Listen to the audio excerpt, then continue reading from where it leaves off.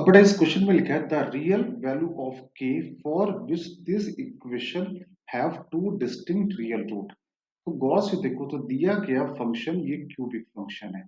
अब cubic function में होता क्या है, या तो क्यूबिक फंक्शन में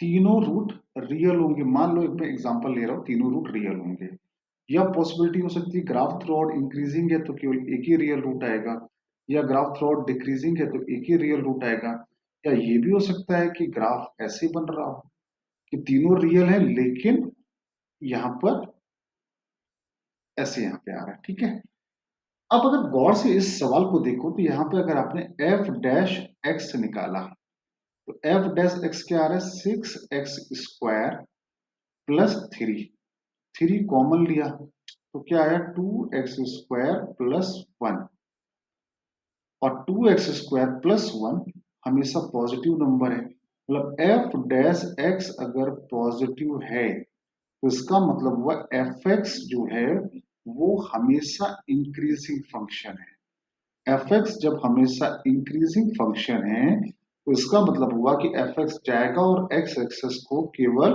एक ही जगह पे कट करके निकल जाएगा। तो सवाल ने जो बोला has two distinct real roots, तो ये पॉसिबल ही नहीं है क्योंकि दिए गए फंक्शन का केवल एक ही रियल रूट आ रहा है, बाकी दो रूट इमेजिनरी आएंगे। तो जब एक ही रियल रूट है तो टू डिस्टिंक्ट रियल रूट की वैल्यू यहाँ पे बात हो ही नहीं सकती। तो उसका मतलब क्या हुआ, के की कोई भी वैल्यू ऐसी पॉसिबल नहीं है।